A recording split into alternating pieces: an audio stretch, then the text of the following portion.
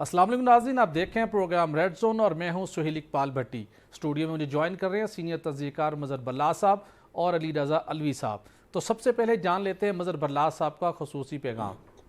ख़वातीन हज़रात, आपकी खिदमत में इस्लाम हस्ब साबक हस्ब रवायत पाकिस्तान के लिए दुआ। अल्लाह ताला हमारे इस अज़ीम वतन को सलामत रखे, ये वतन तरक्की करे, यहाँ खुशहाली हो, अमन चैन और सुख सुकून हो। जी भट्टी साहब, क्या खबरें? जी बल्लाज साहब, आज हम डिस्कस करेंगे कि army chief general Asim Munir ने लाहौर का दौरा किया है और उसके बाद जो स्टेटमेंट जारी की गई है उसके मुताबिक 9 मई के वाक़यात में मुलव्विस किरदारों और मनसूबा साजों के खिलाफ आर्मी एक्ट और सीक्रेट एक्ट के तहत कार्रवाई शुरू कर दी गई है।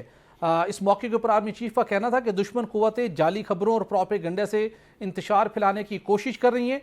दुश्मन के नापाक अज़ाइम को कौम के ताउन से नाकाम बनाया जाएगा। इसके साथ नाज़रीन हम बात करेंगे कि चेयरमैन पाकिस्तान तहरीक इंसाफ इमरान खान ने अमरीकी कांग्रेस खातून से एक मदद मांगी है। उनके मुबैना ऑडियो लीक सामने आई है।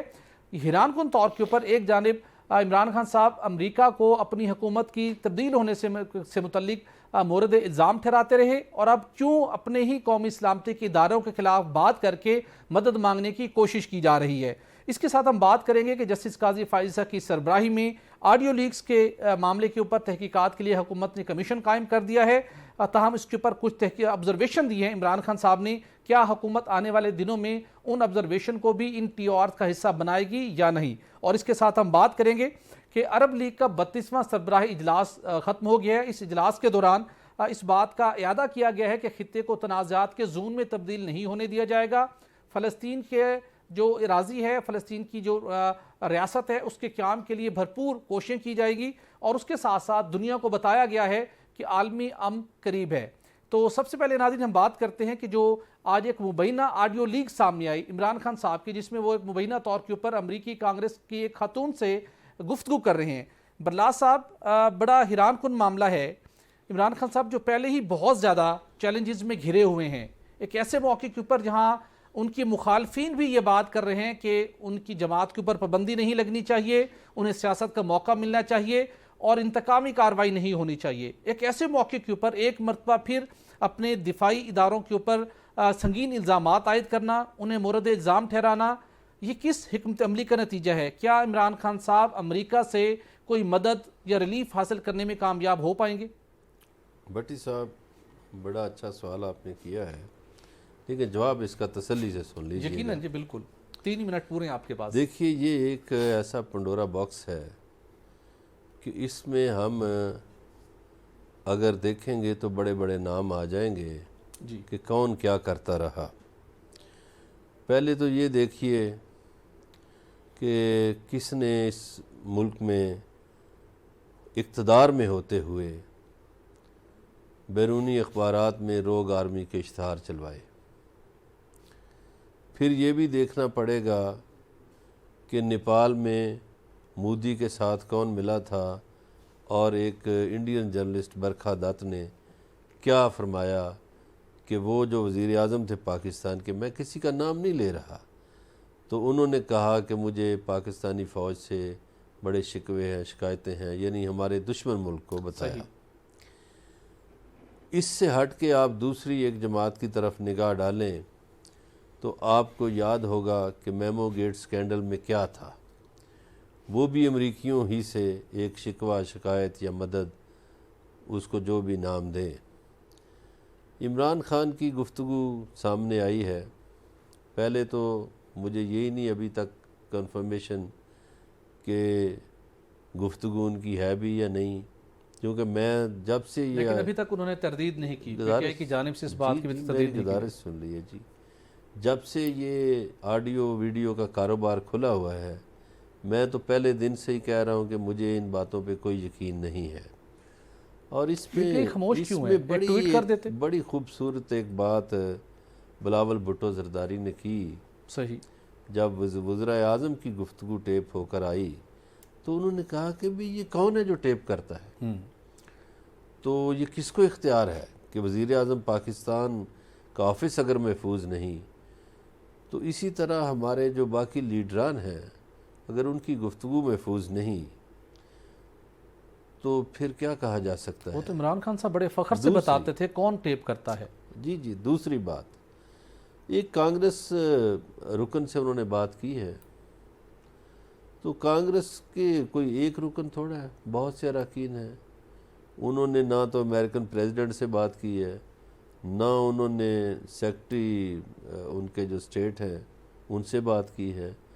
وہاں جو کانگریس مین ہیں ان سے بہت سے لوگ باتیں کرتے ہیں، عمران خان بھی ان میں ایک شامل ہے. لیکن عمران خان صاحب کو یہ ضرور خیال رکھنا چاہیے کسی سے بھی بات کرتے وقت، جی امریکن کانگریس رکن ہو یا کوئی یورپی یونین کا رکن ہو یا کوئی بھی ہو، انہیں یہ خیال رکھنا چاہیے کہ ہمارے ملک کے جو ادارے ہیں وہ ہمارے لیے ایک قابل احترام ہیں. صحیح. تو ہمارے اپنے ملک کی باتیں جو ہیں وہ ملک میں ہی حل ہونی چاہیے. لیکن یہ بھی ہم اس مرحلے پہ یاد کریں گے کہ جب سن 2000 میں یہاں سے میاں نواز شریف صاحب سعودی عرب گئے تو ظاہر ہے ان کی فیملی میں سے بھی کسی نے کوئی ریکویسٹ کی ہوگی، کسی نہ کسی سے بات تو کی ہوگی. صحیح. تو ایک بات تو یہ طے کر لیں، مطلب جو اگر دوسرے جو کرتے رہے ہیں خان صاحب بھی وہی کریں تو پھر درست ہے. میں نے درست نہیں کہا. اب میں نے 1 منٹ پہلے کہا ہے کہ خان صاحب کو اپنے اداروں کے احترام کا خیال رکھنا چاہیے. بالکل صحیح. لیکن میں یہ کیس اس طرح کر رہا ہوں کہ پاکستان کے آلموسٹ سب سیاستدان ہی بیرونی دنیا میں باتیں کرتے ہیں. بالکل صحیح. اور ان کو یہ باتیں کرتے وقت خیال رکھنا چاہیے کہ ہمارا ملک جو ہے وہ کس قدر اہم ہے، اس کے ادارے کس قدر اہم ہیں. یعنی اساسی ذمہ داری جو ہے وہ ہونا چاہیے ہر سیاستدان بہت ضروری ہے، بہت ضروری ہے. عمران خان صاحب میں بھی ہونا چاہیے. بالکل صحیح. الوی صاحب کو انکلوڈ کرتے ہیں، اس میں شامل کرتے ہیں. الوی صاحب آپ نے وہ گفتگو سنی ہوگی جو آڈی پوری آئی ہے. برلاس صاحب نے شروع میں تھوڑا ڈاؤٹ کریٹ کیا، آج کل بہت سی آرٹیفیشل ٹیکنالوجی ہے، آڈیو ویڈیوز بن جاتی ہیں، لیکن ابھی تک پاکستان تحریک انصاف کی جانب سے اس کی تردید نہیں آئی. میرے لیے بھی شاکنگ تھا کہ شاید کسی نے یہ آرٹیفیشل ٹیکنالوجی کا سہارا لیا اور فیک ویڈیو، لیکن اس کو آن وہ کر رہے ہیں ابھی تک، جس میں ایک فکرہ وہ کہتے ہیں. میں آپ سے جاننا چاہوں گا کہ کیا مقصد حاصل کرنا چاہیں گے. وہ کہتے ہیں کہ یہاں پاکستان میں آرمی اور ایک سیکرٹ ایجنسی بہت زیادہ طاقتور ہے، ان کا اشارہ اسرائیل کی جانب ہے. اسی امریکہ کے خلاف آپ کو یاد ہوگا مارچ 2022 اسی امریکہ کے خلاف ایک بیانیہ بنایا. اب انہی کے ساتھ وہ اپنے اداروں سے متعلق مدد مانگ رہے ہیں، اور یہ کہنا کہ وہ یہاں پر بہت پاورفل ہے. دبے لفظوں میں ڈپلومیٹک نارمز کے اندر ایک فکرے کے ایک سنٹینس کے بہت اہم معنی ہوتے ہیں. کیا امپیکٹ کریٹ کرے گی یہ آڈیو کال یا ڈسکشن یا جو زوم کا سیشن ہوا ہے عمران خان صاحب کی آنے والے دنوں میں سیاست پر؟ دیکھیں، میں تو پہلے دن سے اس بات کا قائل رہا ہوں کہ یہ ایک جو بیانیہ بنایا گیا ہے امریکہ کی مداخلت اور امریکہ نے پیسے دیے اور امریکہ فارن اور یہ امپورٹڈ حکومت آئی ہے وہ سارا معاملہ، میں اپنے وین اور وجدان کی بنیاد پہ اس بات کو میں نے کبھی تسلیم نہیں کیا، یا آن دا ریکارڈ میری چیزیں ماضی کی بھی موجود ہیں کہ میں نہیں سمجھتا کہ یہ کوئی سازش ہوئی یا سائفر یا وہ یہاں کے سارے یہ ایک عجیب سا کوئی چیز بنائی عمران خان صاحب نے کریٹ کی، اور جو آہستہ آہستہ امریکہ کی سازش سے ہوتے ہوتے جنرل باجوہ تک کی، اور باجوہ کی سازش سے ہوتے ہوتے نیچے پتہ لگا کہ آئی جی تک آ گئے، اور پتہ نہیں کہاں کہاں وہ گھومتے پھرتے رہے. اور آج لیکن ایک عجیب سی بات یہ ہو گئی کہ ایاک نعبد و ایاک نستعین کا آج بڑا مذاق اڑا ہوا مجھے محسوس ہوا کہ عمران خان صاحب جب کہتے ہیں کہ اللہ سے مدد مانگتے ہیں اور اسی کی عبادت کرتے ہیں تو پھر امریکہ سے مدد مانگنے کا تک نہیں بنتا. بالکل صحیح کہ آپ ہماری مدد کریں، آپ اس مسئلے کو ہائی لائٹ کریں. میں نے سنی ہے وہ آڈیو، میرے پاس بھی آئی کہیں سے، اور میں نے بار بار اس کو ریپیٹ کیا، اور مجھے بھی لگا کہ عمران خان صاحب کی آواز میں کسی کو تو نہیں ریکارڈنگ کی گئی، لیکن وہ ابھی تک وہ یہی لگتا ہے کہ عمران خان صاحب کی اپنی آواز ہے. لیکن کل ہو سکتا ہے تحقیقات ہوں، اصلی نکلے جعلی نکلے، اس پہ ہمارا وہ تو پھر آگے کا مسئلہ، لیکن ابھی تک وہ اصلی لگ رہی ہے. تو یہ تو ایک بڑا عجیب بات یہ ہو گئی. پھر اس سے پہلے بھی ہم نے دیکھا کہ عمران خان صاحب نے اپنے کچھ لوگوں کو بھیجا اپنے اس علیحدہ اقتدار سے علیحدہ ہونے کے بعد. انہوں نے امریکہ میں کچھ فرمز ہائر کیں کہ ان کے لیے وہاں لابی کریں. ٹھیک ہے، اس خاتون کے علاوہ بھی آج ایک شخص نے امریکہ سے ان سے رابطہ کیا اور ان کو ٹیلی فون کال پہ حوصلہ دلاسا دیا، اور اس شخص نے جو معاملات ہو رہے ہیں اس کے اوپر جو ہے کنسرن بھی شو کیا. اور کہا کہ یہ اس طرح کے جو ون سائیڈڈ یا تشدد یا اس طرح کے معاملات ہیں یہ کوئی اچھا امپریشن نہیں دے رہے. پھر اس خطے میں ہی افغانستان کے معاملات کو دیکھ رہے تھے زلمے خلیل زاد، ان کے کھلے عام بیانات آنا شروع ہوئے عمران خان صاحب کی حمایت میں. جی اچھا، یہ ساری چیزیں بڑی عجیب و غریب ہیں. عمران خان صاحب کی بات کو اگر منو تسلیم کر لیا جائے کہ امریکہ کی سازش کی وجہ سے ان کو اقتدار سے ہٹایا گیا، امریکہ نے سازش کر کے ہٹایا ہے، تو پھر یہ بات ڈائجسٹ نہیں ہو سکتی کہ عمران خان صاحب کو جس امریکہ نے سازش کر کے ہٹایا ہے وہی امریکہ ان کو بچانے کے لیے اب دوبارہ کیوں آ رہا ہے. کیا یہ امریکہ کی لانگ ٹرم پلاننگ تھی کہ ان کی جو معاشی پالیسیاں اور ان کی جو چیزیں ناکامیاں تھیں ان سے ان کو بچا کے اور پھر پاپولر بنا کے پھر دوبارہ لانا چاہ رہا تھا؟ یا تو پھر یہ کوئی اگر واقعی یہ معاملہ ہے تو پھر اس طرح ہوگا، یا پھر یہ ہوگا کہ وہ اس کی کوئی سازش نہیں ہے اور عمران خان صاحب کو خود لگا ہوگا. میں نہیں کہتا وہ جھوٹ بول رہے ہیں، بڑے لیڈر ہیں، ان کو لگا ہوگا کہ شاید انہوں نے میرے خلاف نے جو سب سے کریٹیکل بات کی ہے، انہوں نے دوبارہ سابق آرمی چیف کو کڑی تنقید کا نشانہ بنایا اس ڈسکشن کے دوران. سیکرٹ ایجنسی کو وہ کہتے ہیں بہت پاورفل ہے، جب وہی آرمی چیف جن سے اپنے اقتدار سے الگ ہونے کے بعد ان سے ملاقاتیں کرتے رہے، ایک نئی ڈیل بناتے رہے، ان کے کہنے کے اوپر اسمبلیاں تحلیل کر دی، اس وقت تک وہ ٹھیک تھے. وہی سیکرٹ ایجنسی جس کے سربراہ فیض حمید صاحب ان کی بھرپور سپورٹ کرتے رہے، بجٹ منظور کرواتے رہے، اعتماد کا ووٹ ڈلواتے رہے، سارے کام کرتے رہے، وہ ٹھیک تھے. جب باہر نکلے ہیں تو اپنے ہی غیروں کے ساتھ پھر اپنوں کی شکایات کا سلسلہ شروع کر دی. دیکھیں، اب یہ تو کسی سے بھولی بات نہیں ہے یا کوئی تحقیقاتی رپورٹنگ کی اس کے لیے ایکسکلوسیو کی ہمیں اور زیادہ انویسٹیگیشن کی ضرورت نہیں ہے. یہ چیزیں ریکارڈ کا حصہ ہیں، لوگوں کے بیانات موجود ہیں کہ یہاں دو طاقتیں تھیں، ہم نے فیصلہ کیا کہ ایک تیسری طاقت کو لانا چاہیے، ایک تیسرے شخص کو، انہوں نے بنایا اور خود انہوں نے کہا ہم نے بنایا ہے اس کو. جی لوگوں کے بیانات موجود ہیں، مجھے ان کے نام لینے کی بھی ضرورت نہیں کہ ہم نے بنایا اور ہم نے طاقت دی. اس کے بعد اگر معاملات صحیح چلتے رہتے، جنرل باجوہ صاحب سے خود بھی کہا کہ جب الیکشن میں کامیابی کری، عمران خان صاحب کا بیان آن دا ریکارڈ موجود ہے کہ مجھے جب الیکشنوں کے معاملات میں ہوتا تھا یا بجٹ منظور کرانے کے معاملات کی ضرورت پڑتی تھی تو ایجنسیاں میری مدد کرتی تھیں. صحیح. تو یہ سارے بیانات کو ہم اگر ملا کے دیکھیں جی تو اس کے بعد اگر یہ تو پھر انہوں نے طے کر دیا عمران خان صاحب نے کہ ایجنسیوں کے ساتھ ان کا رابطہ تھا اور ایجنسیوں ان کو سپورٹ کر رہی تھیں، اور اس سے ابھی یہی لگتا ہے کہ اب انہوں نے ان کو سپورٹ کرنا چھوڑ دیا، تو اس سے تو کوئی انکار نہیں ہو سکا. تو کیا اگر وہ سپورٹ کرنا چھوڑ دیں تو ایک بچوں کی طرح کسی بڑے کو شکایت لگانا یا کسی ہمسائے کو شکایت لگانا، کیا یہ درست ہے؟ یا گھر میں ہی کہنا کہ ہمیں آپ سے شکایت ہے، اس کو ٹھیک کرنا درست ہے؟ اس میں تھوڑا سا انہیں سمجھنا چاہیے تھا. اور کیونکہ عمران خان صاحب کا قد کاٹ دوسروں سے مختلف ہے، یہ تو اس میں توقع نہیں کی جا سکتی کہ عمران خان صاحب اس طرح کی گفتگو باہر کے لوگوں سے بالکل صحیح توقع نہیں کی جا سکتی تھی ناظرین کہ عمران خان صاحب اپنے ہی اداروں سے متعلق اس ملک سے شکایت کریں جس کے خلاف ماضی میں خود شکایت کرتے رہے، اس ملک سے مدد مانگے جس کے خلاف خود برسر پیکار رہے کہ ان کی حکومت ختم کرنے میں اس ملک کا کردار تھا، یعنی کہ امریکہ. بہرحال یہ مبینہ آئیڈیالوجی سامنے ہے اور ابھی تک اس کی تردید سامنے نہیں آئی. ناظرین، یہاں پر بریک لیں گے اور بریک کے بعد بات کریں گے کہ 9 مئی کے واقعات میں ملوث کرداروں اور منصوبہ سازوں کے خلاف آرمی ایکٹ کے تحت کارروائی شروع کر دی گئی ہے. اس سے کچھ مزید تفصیلات آپ کے ساتھ شیئر کریں گے ایک بریک کے بعد. اسٹے ود اس.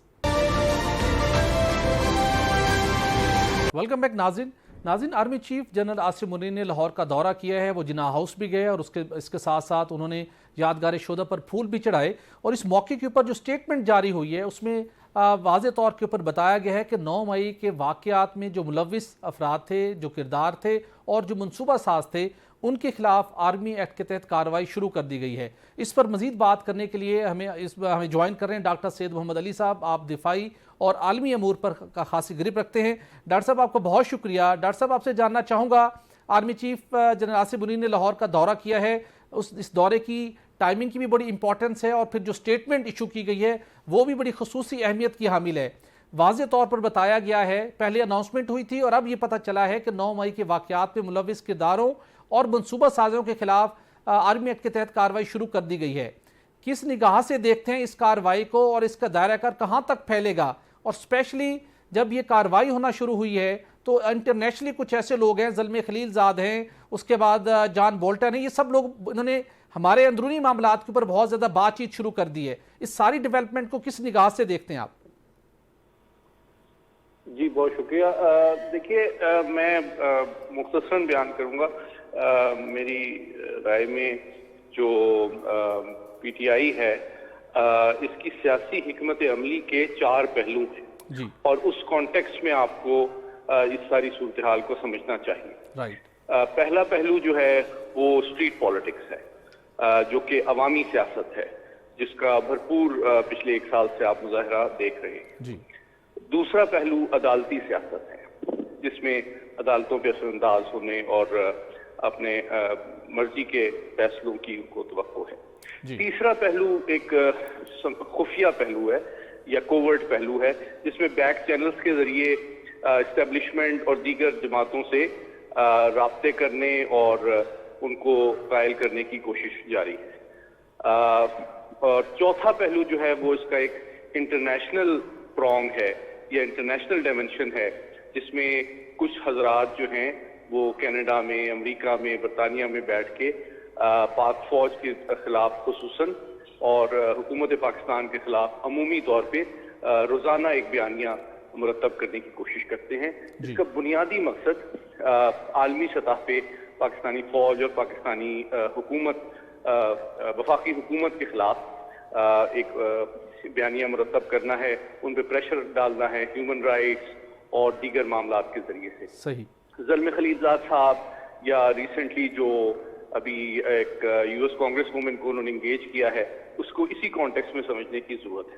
اب آتے ہیں کہ حکومت پاکستان اور فوج اس وقت کر کیا رہی ہے. جی بالکل. وہ ان کی کوشش ہے کہ داخلی سطح پہ آبویسلی جو پہلا پہلو ہے جس میں ہماری دفاعی تنصیبات یا کچھ اہم سمبلز کو نشانہ بنایا گیا ہے ان کے خلاف بھرپور تحقیقات کی جائیں گی. اور آج کے دور میں آپ جانتے ہیں کہ سائبر کرائمز کے حوالے سے بھی اور فیشل ریکگنیشن اور نادرا کے ڈیٹا بیس کے حوالے سے ان کی آئیڈینٹیفیکیشن کوئی ایسا مسئلہ نہیں. ڈاکٹر صاحب ایک چھوٹی سی وضاحت ضرور کر دیجیے گا، آپ کی ایکسپرٹیز ہے. اب جو اناؤنسمنٹ ہوئی ہے کہ آرمی ایکٹ کے تحت کارروائی شروع کر دی گئی ہے، کیا آرمی ایکٹ کا یا سیکرٹ ایکٹ کا دائرہ کار جو اس سارے معاملات میں ملوث ہے سویلین افراد ان تک بھی جائے گا، اور اس کا دائرہ کار کہاں تک وسیع ہو سکتا ہے، بالخصوص کچھ پولیٹیکل لیڈرز کی حد تک میں جاننا چاہوں گا؟ جی دیکھیے جہاں تک آئین اور قانون کا تعلق ہے اس میں تو بالکل واضح یہ بات موجود ہے کیونکہ وہ تفریق نہیں کرتا.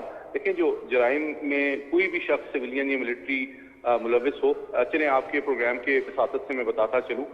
چند سال پہلے ایک 3 اسٹار ریٹائرڈ جنرل جو کہ اس سے پہلے ڈی جی ایم او بھی رہ چکے تھے، کور کمانڈر بھی رہ چکے تھے، ان کو بھی عمر قید ہوئی تھی اسی قانون کے تحت. اچھا پھر ایک بریگیڈیئر صاحب تھے جو کہ ایک مغربی ملک میں تعینات تھے، ان کو سزائے موت ہوئی تھی. اس کے علاوہ کچھ ہمارے سویلین سائنسدان ہیں جو کہ اینٹی اسٹیٹ حرکتوں میں ملوث تھے، ان کو سزائے موت بھی ہو چکی ہے. یہ میں آپ کو بتانا چاہتا ہوں. اس میں سے ساری چیزیں ضروری نہیں ہے کہ میڈیا کے سامنے آئی ہوں، لیکن عمومی طور پہ اس کا اطلاق فوجی حکام پہ اس لیے ہوتا ہے کہ ان کو جو ایکسیس ہوتا ہے سیکرٹ ڈاکومنٹ یا پلانز کا وہ سویلینز کو عمومی طور پہ نہیں ہوتا. البتہ اگر یہ ثابت ہو جائے کہ ان کی کوئی بھی حرکت ایک سویلین جو ہے اس کی بھی اینٹی اسٹیٹ ہے اور وہ فزیکلی یا انٹلیکچولی یا کسی بھی انداز میں اینٹی اسٹیٹ ایکٹیویٹی کی پلاننگ میں، فیسیلیٹیشن میں، گائیڈنس میں، انسٹرکشن میں یا سپورٹ میں ملوث ہے تو دیکھیں یہ وہی صلاحیت ہے جو کہ ٹیررسٹ کے خلاف انٹیلیجنس بیس آپریشن میں بھی استعمال ہو رہی ہوتی ہے. بالکل صحیح، بالکل صحیح. آپ فوراً پتہ کر لیتے ہیں. ڈاکٹر صاحب آپ کا بہت شکریہ. کچھ وقت کی قلت ہے، ہم دوبارہ بھی آپ سے انشاءاللہ پروگرام میں استفادہ حاصل کرتے رہیں گے. آپ کا بہت شکریہ. بلا صاحب آپ نے سنا ڈاکٹر صاحب جس معاملے کے اوپر روشنی ڈال رہے تھے، یقینی طور کے اوپر وہ لوگ جو واضح ہو رہا ہے کہ جو سویلین بھی تھے لیکن اگر ایسی دفاعی تنصیبات کے اوپر حملوں میں ملوث ہیں تو ان کے خلاف بھی آرمی ایکٹ کے تحت کارروائی ہوگی. تو آپ سمجھتے ہیں کہ اس مقصد کے لیے جو ٹرائل ہوگا وہ ملٹری کورٹ میں ہوگا یا اس کا کیا طریقہ کار ہوگا؟ اور اس سب لوگوں کے لیے بڑا میسیج ہے جو یہ اس بات کو نارمل لیتے تھے کہ ہم یہاں پہ حملہ کریں گے اور اس کے بعد چھپ جائیں گے، ہم تک کوئی نہیں پہنچ سکے گا. 2-3 باتیں ہیں بھٹی صاحب اس حوالے سے. پہلی بات تو یہ ہے کہ کیا آرمی ایکٹ جو ہے وہ آرمی سے متعلقہ ہے یا سویلینز پر بھی لاگو ہو سکتا ہے، یہ بھی ایک ڈیبیٹ ہے۔ دوسرا، اس ملک کے 3 مرتبہ وزیر اعظم رہنے والے میاں نواز شریف نے کہا ہے کہ سیاسی شخصیات کا جو کیس ہے وہ سول عدالتوں میں چلایا جائے۔ صحیح، یہ تجربہ کار ہے، پتہ نہیں انہوں نے کیوں کہا ہے، یہ وہی بہتر جانتے ہیں۔ میرا اس سلسلے میں یہ گزارش ہے، ٹھیک ہے جنہوں نے جرم کیا ان کو سزا ملنی چاہیے، جی، لیکن یہاں تحقیق طلب معاملہ یہ ہے کہ اگر جرم کرنے والے بہت بڑے مجرم ہیں تو جن لوگوں کا کام تھا تحفظ کرنا، صحیح، وہ تحفظ میں کوتاہی کیوں برتی؟ کیا آرمی ایکٹ ان کوتاہی برتنے والوں پر بھی لگے گا؟ تحقیقات ہوں گی ڈیفینیٹلی، کیا اگر کسی نے کوتاہی برتی ہے تو کارروائی ہوگی۔ دیکھیے یہ لاہور کی بات ہے، جو لبرٹی سے قافلہ چلا اسے پولیس نے کیوں نہیں روکا؟ ویسے تو وہ پنجاب کے جو آئی جی ہیں بڑے اداکار ہیں، وہ ہر معاملے میں اداکاری کرتے ہیں، عدالتوں میں بھی اداکاری کرتے ہیں۔ گزارش یہ ہے، اور وہ پتہ نہیں پلاسٹک کی بوتلوں میں بھی بم بنانا سکھا دیتے ہیں لوگوں کو۔ گزارش یہ ہے کہ کل بھی میں نے گزارش کی تھی کہ پہلی رکاوٹ پولیس تھی، وہ غائب کیوں تھی؟ انہوں نے اپنے فرائض میں کوتاہی کیوں برتی؟ صحیح، دوسری رکاوٹ ایم پی تھی، انہوں نے اپنے فرائض میں کوتاہی کیوں برتی؟ تیسری رکاوٹ رینجرز تھی، انہوں نے اپنے فرائض میں کوتاہی کیوں برتی؟ صحیح، چوتھی رکاوٹ کوئک رسپانس فورس تھی، اس نے کوتاہی کیوں برتی؟ پانچویں کور کمانڈر کی جو اپنی پرسنل سیکیورٹی ہوتی ہے جس میں 75 بندے ہوتے ہیں، انہوں نے کیوں کوتاہی برتی؟ تو یہ جو 5 ہمارے اداروں کے لوگ ہیں ان کو بھی میں تو ریکویسٹ کروں گا آرمی چیف سے کہ ان کو بھی ذمہ دار ٹھہرائیں کہ وہ اتنے نکمے اور نااہل ہو گئے۔ ریکویسٹ غلط ہے، آپ کی ریکویسٹ یہ ہونی چاہیے کہ پہلے انکوائری کریں، اگر وہ انوالو ہیں تو پھر نہیں ان کے خلاف کی بات کارروائی تو ہو گئی، جی۔ لیکن دیکھیے فرائض میں کوتاہی تو ثابت ہے۔ چلیں اب یہاں پہ ایک بریک لیتے ہیں، یہاں پہ بریک لیتے دوسرا ہیں۔ بھٹی صاحب انٹیلیجنس ایجنسیوں پر بھی سوال ہے کہ انہوں نے کیوں نہیں پہلے بتانا چاہیے تھا۔ ہمارے لیے قابل احترام ہے، بالکل صحیح۔ چلیں فوجی اس معاملے تنصیبات قابل کی احترام ہے۔ تحقیقات ہوں گی اور یقینی طور پر ہونی چاہیے، اور اگر کچھ ایسے کردار سامنے آتے ہیں جو مبینہ طور کے پر ایسی نہ صرف معاملات میں ملوث ہے بلکہ کسی نے اگر اپنی پروفیشنل ڈیوٹی سر انجام نہیں دی، بددیانتی کا مظاہرہ کیا ہے، ڈیلیبریٹلی انہوں نے کوئی ایسے سچویشن کریٹ کیا، تو انکوائری کر کے ایسے عناصر کے خلاف بھی یقینی طور کے اوپر کارروائی ہونی چاہیے۔ ناظرین یہاں پر ایک بریک لیں گے اور بریک کے بعد کچھ دیگر ایشوز پر بات کریں گے۔ Stay with us. Welcome back ناظرین، سعودی عرب میں عرب لیگ کا 32واں سربراہی اجلاس اختتام پذیر ہو گیا ہے۔ اس اجلاس کے اختتام پر باضابطہ اعلامیہ بھی جاری ہوا اور سعودی ولی عہد شہزادہ محمد بن سلمان نے خطاب بھی کیا اس اجلاس سے، جو کہ بہت سگنیفیکنٹ ہے ان کا یہ خطاب، جس میں انہوں نے واضح کیا کہ ہم خطے کو تنازعات کے زون میں تبدیل نہیں ہونے دیں گے۔ اس کے ساتھ انہوں نے کہا کہ دنیا کو جلد عالمی امن کی خوشخبری دیں گے۔ وہ جو پورے خطے کے اندر قیام امن کے ان کی کاوشیں ہیں اس تناظر میں انہوں نے بات کی، اور اس کے ساتھ انہوں نے یہ بھی باور کرایا کہ مسئلہ فلسطین کے لیے پہلے بھی بھرپور طریقے سے کوششیں کی گئیں اور فلسطینیوں کی اراضی واپس دلوانے کے لیے بھی کوششوں کا سلسلہ جاری رہے گا۔ انہوں نے کہا کہ مسئلہ فلسطین کل بھی عربوں اور مسلمانوں کا کلیدی مسئلہ تھا اور آئندہ بھی رہے گا، اور اسی طرح سوڈان کے حوالے سے بھی انہوں نے بات کی، اور انہوں نے واضح طور پر کہا کہ امن و امان، اتحاد اور قدرتی وسائل کے تحفظ کے حوالے سے مکالمہ ہی بنیادی طریقہ ہے۔ علوی صاحب، آپ سے جاننا چاہوں گا، یہ بہت بڑا اجلاس تھا اور بالخصوص ایک طویل عرصے کے بعد بشار الاسد صاحب بھی عرب لیگ کے اجلاس میں وہ واپس لوٹے اور شرکت کی۔ کس نگاہ سے دیکھتے ہیں اس ڈیولپمنٹ کو، اور بالخصوص خطے میں قیام امن کے لیے جو کاوشیں ہیں وہ اس اجلاس کے ساتھ کس حد تک جڑی ہوئی ہیں؟ بہت بڑا اجلاس تھا، یہ بہت بڑی خبر تھی، اور تنازعات کے حل کے لیے یہ دنیا نے ایک بہت اچھا اقدام کیا۔ عرب لیگ کا بڑا اچھا اقدام تھا، اور شہزادہ محمد بن سلمان کا اس میں بڑا شاندار خطاب رہا، بڑا بصیرت افروز خطاب، اور جو انہوں نے خاص طور پہ جدھر آپ بھی پوائنٹ آؤٹ کر رہے تھے کہ انہوں نے کہا کہ ہمیں اس کو وار زون نہیں بنانا چاہیے، ہمیں یہ اپنے علاقے کو یہ نہ سمجھیں کہ یہ جنگ زدہ علاقے ہیں۔ اصل میں اس کے پس منظر میں بھی ایک پوری کہانی ہے کہ اسرائیل نے اور امریکہ نے آج تک اسی بنیاد پہ پالیٹکس کی ہے کہ آپ کو اس سے خطرہ ہے، سعودیوں کو ایران سے خطرہ ہے، ایران کو سعودیہ سے خطرہ ہے، اس کو اس سے خطرہ ہے، اور جن سے خطرہ ہے اس کی بات نہیں کرتے۔ کرتے تھے اور اسی بنیاد پہ ان کی اپنی اکانومی کھڑی ہوئی تھی. پھر فلسطین کے حوالے سے بھی یہ کہا جا رہا تھا جی کہ عربوں کے دیکھیں جی انہوں نے اسرائیل کے ساتھ ان کے اگر معاملات سیٹل ڈاؤن ہو رہے ہیں تو فلسطین کے کاز سے ہٹ رہے ہیں انہوں نے. اور تیسرا سب سے بڑا مسئلہ تھا جو سوڈان کا معاملہ تھا, جو سوڈان کے متنازع متحارب دھڑے تھے ان کو بٹھا کے ان سے بات چیت کروائے گی. اور دیکھیں اس کے آگے پیش رفت کیا ہوتی ہے.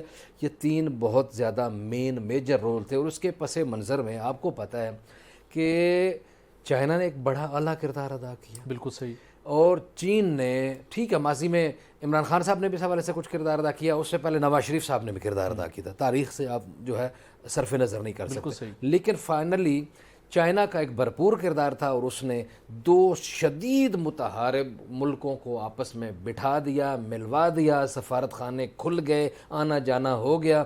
پھر ہم نے دیکھا کہ کتنی عزت اور احترام کے ساتھ ایک دوسرے کے جرنیلوں کا احترام کیا جا رہا ہے, کس طرح سیاف کیا جا رہا ہے. یہ سعودی عربیہ اور ایران کا معاملہ ہوا. اسی معاملے کی ایکسٹینشن میں یہ چیزیں تھیں کہ وہی سعودی عرب جو شام میں سخت ایک لڑائی کا ایک کر رہا تھا سیریا کے خلاف, بشار الاسد کے خلاف, اس سعودی عرب نے بشار الاسد کو دعوت دی, بشار الاسد کا وارملی ویلکم کیا, شہزادہ محمد بن سلمان نے ان سے شیک ہینڈ کیا, ان کی مہمان نوازی کی, اور انہوں نے بھی بہت خوبصورت انداز میں بشار الاسد نے آ کے خطاب کیا بھرپور, اور اپنے 5 منٹ کا ان کا خطاب کا وقت تھا. اس خطاب میں انہوں نے اچھی باتیں کی, اتحاد کی باتیں کی اور سعودی عرب کی تعریف کی. یہ دوسرا مرحلہ تھا. تیسرا مرحلہ سوڈان والا, سوڈان کے جو اختلافات تھے, جو باہمی ایک جنگ کا سلسلہ ہے, اس کو ختم کرنے کے حوالے سے بات چیت ہو گئی, اس معاملے کو آگے بڑھایا گیا. یہ ساری چیزیں یہ ہیں کہ جو ایک نفرت کا کاروبار کرنے والے لوگ ہیں ان کے لیے بڑا جو ہے یہ ایک الارمنگ ہے, لیکن خطے کے لیے, انسانیت کے لیے بہت فائدہ مند ہے. اور اس میں میجر رول ہے چائنا کا پس منظر میں رہ کے اور آگے فرنٹ میں. اچھا اس میں وہ یوکرائن والا بھی آیا ہوا تھا, زینسکی بھی بیٹھے ہوئے تھے, انہوں نے بھی آ کے گفتگو کی اور انہوں نے بھی اپنا معاملہ لڑا. تو یہ ایک بہت ہی اچھی پیش رفت ہے. عرب لیگ کی بھرپور کردار ہے اور اس کی قابل ستائش ہے سعودی عربیہ, سعودی حکومت جنہوں نے اس کی میزبانی کی, اور شہزادہ محمد بن سلمان. بالکل صحیح. بلال صاحب آپ سے جاننا چاہوں گا, محمد بن سلمان نے بہت شارٹیسٹ ٹائم کے اندر جو ایک ریفلیکشن دی ڈائلاگ, اور ڈائلاگ کے ذریعے سے پیس اور اس کے ساتھ پراسپیرٹی, وہ بہت تیزی کے ساتھ آگے بڑھ رہے ہیں. سعودی عرب کے اندر بھی ان کا یہ فارمولہ کامیاب دکھائی دیا. اس کے بعد دوسرے مرحلے کے اندر جو مختلف جگہوں کے اوپر حالات کشیدہ تھے, یمن کے اندر ہم نے دیکھا کہ بہت کوئک ٹائم کے اندر امن کا قیام ہوتا ہوا ہمیں دکھائی دیا. ایران کے ساتھ چین کے تعاون کے ساتھ ریلیشن نارمل ہو گئے, اور خطے کے اندر وہ امن چاہتے ہیں, اور دنیا کو انہوں نے کہا ہے کہ عالمی امن انتہائی قریب ہے. آپ کس نگاہ سے دیکھتے ہیں کہ خطہ عرب میں اگر وہاں پر پرامن طریقے سے تمام دوست پڑوسی ممالک رہتے ہیں اور معاملات بہتر ہوتے ہیں, تو پاکستان کو بھی اس کے کس حد تک ثمرات ملیں گے جو پاکستان کے حالات کے حوالے سے؟ دیکھیے میں سمجھتا ہوں کہ محمد بن سلمان نے سب سے جو اہم مسئلہ ہے فلسطین کا عرب خطہ عرب میں, اس کو بڑے اچھے طریقے سے اجاگر کیا ہے, اور انہوں نے اپنے اوپر جو شک و شبہات تھے سعودی عرب پہ ان کو ختم کیا ہے. باقی یہ عربوں کا ایک نیا لیڈر پیدا ہوا ہے, جو انقلابی لیڈر. بالکل صحیح. یقینی طور کے اوپر امن کے لیے جو بھی کاوش کرتا ہے اور اس کو اگر کامیابی ملتی ہے اس کی کاوشوں کو نتیجے میں, تو وہی بڑا لیڈر. ناظرین آج کے پروگرام کا وقت ختم ہو جاتا ہے, کل ہوگی آپ سے دوبارہ ملاقات. اجازت دیجیے, اللہ حافظ.